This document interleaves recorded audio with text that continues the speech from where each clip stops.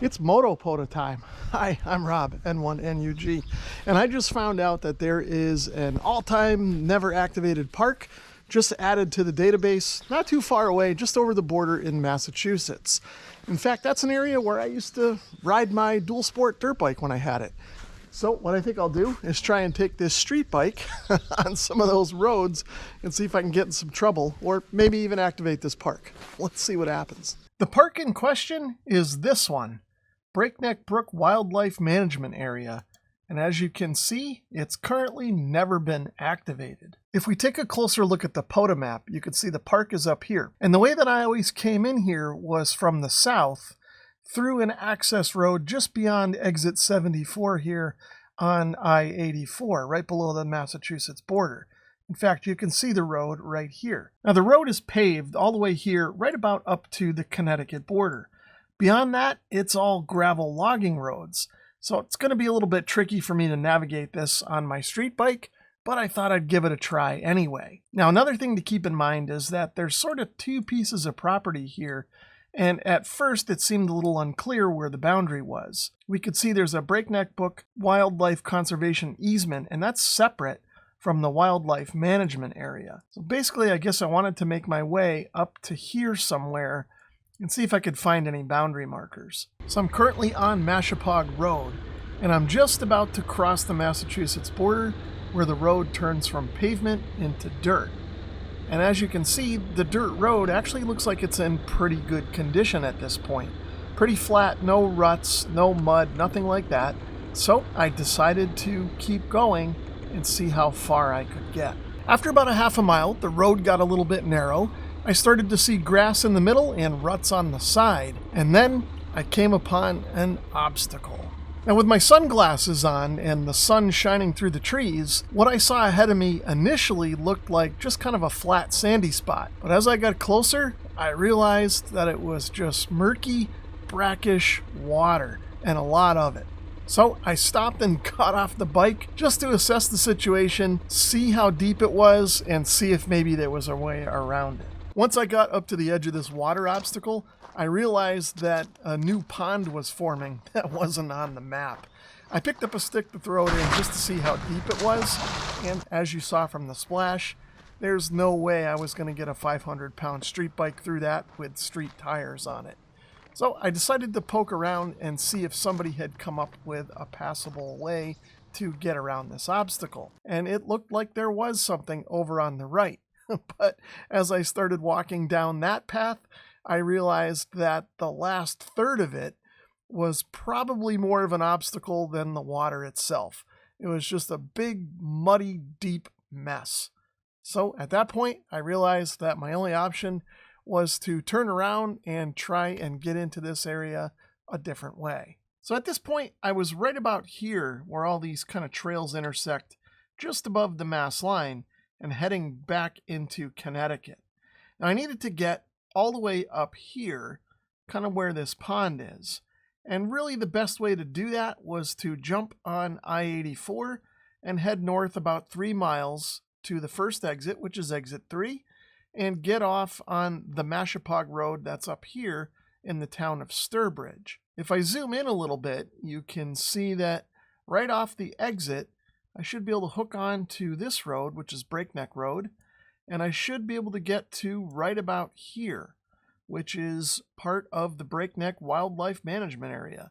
Now, I knew from previous experience that if I went past here, which is actually the Sturbridge Town landfill, there was a dirt road and some areas to kind of pull over and set up. Now, I don't normally like to ride this motorcycle on the interstate. It's just a little bit too light and underpowered to keep up with traffic.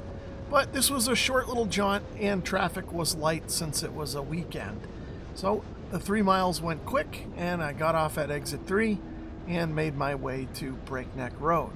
As I approached Sturbridge landfill, where Breakneck Road goes from pavement to dirt, I was dismayed to find a gate with a no trespassing sign and a stop sign on it.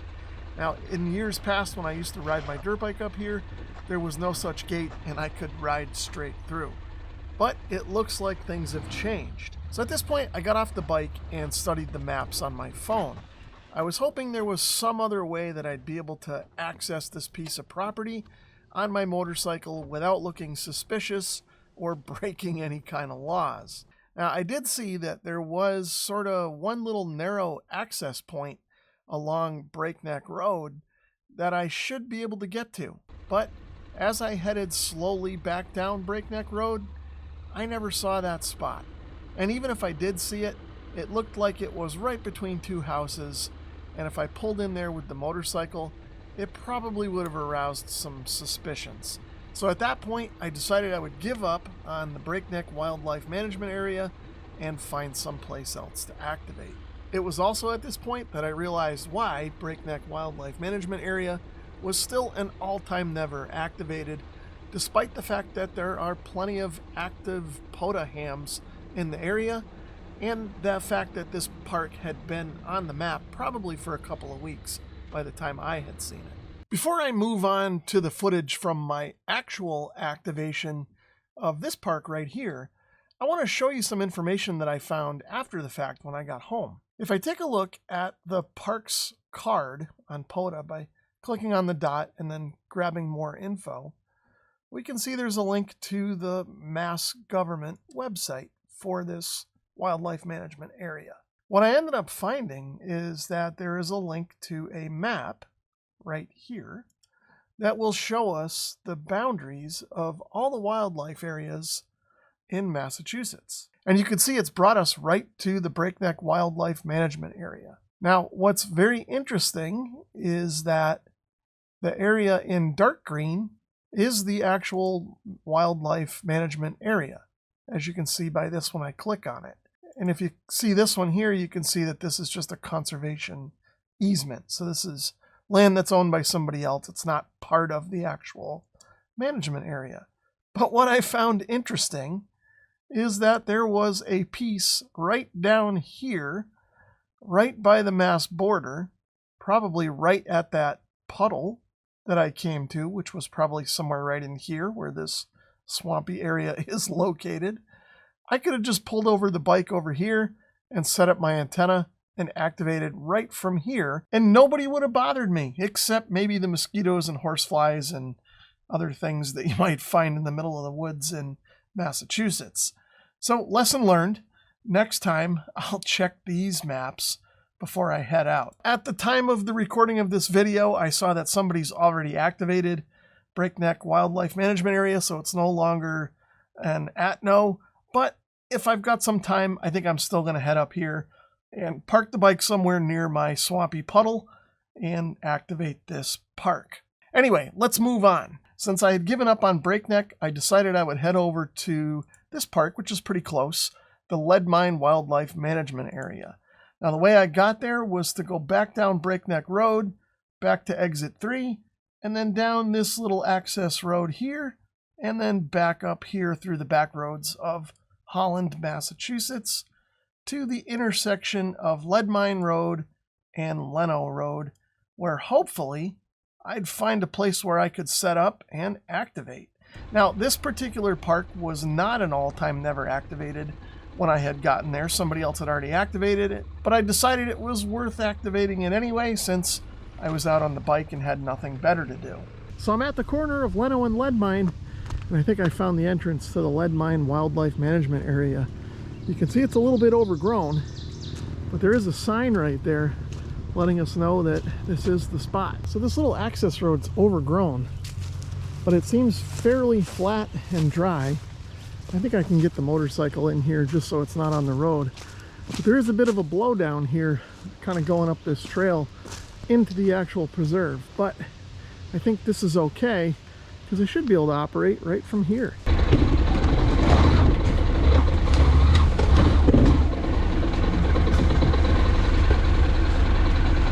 Now, I brought my Reliance antennas 80 meter end fed. There's definitely not enough room here for that. I actually did bring the 40 meter wire from my other antenna that I could probably use with the Reliance antenna, but I don't think I'm going to do that. There just isn't a lot of room, and it is kind of thick there. So what I think I'm going to do is tune up this ham stick. I only brought one, my 20 meter, But we'll just do a quick activation, get, I don't know, maybe 15 contacts or so, if band conditions allow, and then get back on the road. It's a beautiful day for riding. So one thing I forgot is my folding chair. I usually bring that along on these adventures, but somehow it slipped my mind. Now I also brought a tuner along with me, because even if I get this hamstick tuned up perfectly in the driveway, it always changes as I'm riding, because the thing is swinging back and forth and just the terrain and whatever. So the tuner seems to help. I also keep a set of these counterpoise wires hanging around in my motorcycle bag just for this occasion. So I'm going to get this one untangled and spread out. We'll get the antenna tuned and see if we can make any contacts. Here's my crude but what usually is effective setup. The FT891 with my BioNO battery here. I usually set the radio to 50 watts for activations like this. I've got the hamstick here, which, as you may notice, is very close to the radio and very close to the operating position. So I want to be careful I don't get too much RF exposure here. And when I operate, I'll actually stand over here as far as I can from the antenna. Now you also notice here that I've got a tuner. And the reason for that is because even if I tune these hamsticks perfectly in the yard before I leave, this thing swings around quite a bit when I'm riding and just goes out of tune. I've also found the terrain kind of affects things a little bit. But one thing I also have here is a counterpoise wire clipped onto the antenna base and stretched out over here. And that usually helps me get a pretty good tune on the antenna and make plenty of contacts. In fact, I'll get the antenna tuned up now. You can see I've got a pretty good match right there and putting out about 50 watts. For logging, I'm going to use this new Polo logger for my Android phone. I used this once already and it seemed to work pretty good, so we'll give it another try here today. One of the things I really like about the Polo logger is I can spot myself right from the logger. So I think I'm going to try that and see if it works. CQ-POTA, November 1, November Uniform Golf. November 1, November Uniform Golf, calling CQ Parks on the air from US 11512 in Massachusetts. Alpha Bravo 4, Kilo November. Alpha Charlie 9 Victor Whiskey. Yankee India. Florida 5, Yankee India. Kilo Echo number 4, Quebec Charlie Yankee. Whiskey 9 Papa Romeo Mike. Whiskey 8 Sierra Mike November. K3 Tango Whiskey. Whiskey 4 Tango Whiskey Romeo. Kilo Foxtrot 4 Lima Delta Queen. Kilo 4 Echo Mike. Kilo Oscar 4 Delta November Romeo Park to Park. Copy the 53 in the US 11512, UR 57 into the US 3968 Tennessee. Hotel November. Whiskey Romeo 4 Alpha Yankee. This is Whiskey Golf 4 Kilo. Whiskey Golf 4 Kilo. Kilo Quebec 4 Alpha Echo Oscar. Kilo Quebec 4 Golf India Kilo. Here is Kilo Bravo 5 Golf Hotel KB5GH. Alpha 0 Zulu. Gotcha, very good. Yeah, I always enjoy those Moto-POTA, so maybe hopefully you're going to put that on YouTube. Hey, thanks for hunting me down, man. Always good to hear you. 7-3. 73, good day. November 1, November Uniform Golf, QRZ. Park, Quebec 4 Golf Echo Victor. USL copy 1152, please copy UR 5757 into 8334. 8334. Kilo 9 Tango Quebec. I'm kind of bummed that I wasn't able to activate the Breakneck Wildlife Management Area. I was really looking forward to getting into that area again. It's been quite a number of years since I've been there. But having said that, this Lead Mine Wildlife Management Area is a nice spot too. I'm glad they added it to the POTA database. Although I will say that this intersection behind me here of Leno and Lead Mine, it's actually busier than I thought it would be. Even at one point I had dirt bikes, ATVs going that way, and I even had a Jeep kind of stop and try and start making his way up here past me. But I think he saw this blow down here and decided he wasn't going to be able to get up here and turned around and went the other way up that dirt road where the dirt bikes went. Anyway, thanks for watching the video. I hope you enjoyed it. 7-3.